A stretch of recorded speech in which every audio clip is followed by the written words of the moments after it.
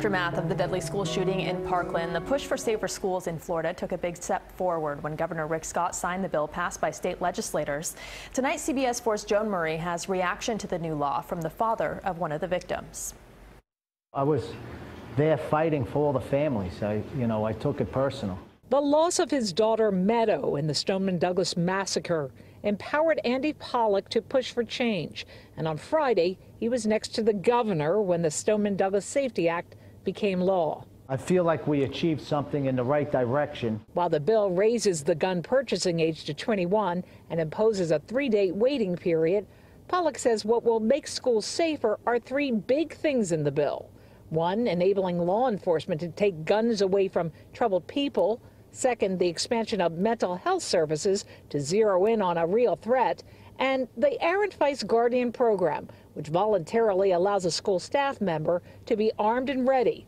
All that, he says, would have prevented accused shooter Nicholas Cruz from carrying out his rampage. They could hire a retired law enforcement security guard and send him to this program where there's over a month of training. Because my daughter has no voice.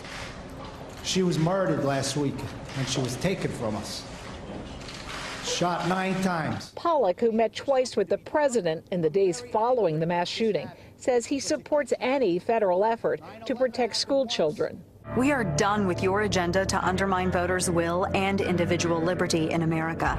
We've had enough of the lies, the sanctimony, the ignorance, the hatred, the pettiness, the NRA. While some Douglas survivors continue to push for gun control like they do in this NRA parody, and gun restrictions will be a large part of the March for Our Lives on March 24th, Pollock says that should be a fight for the future. I understand their pain, what they're going through, the fear that they have of being in a school and hearing gunfire, but I feel they would be a lot more productive if they concentrated on fixing our schools first.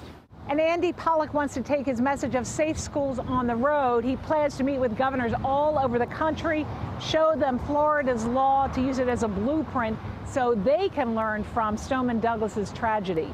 In Parkland, Joan Murray, CBS 4 News.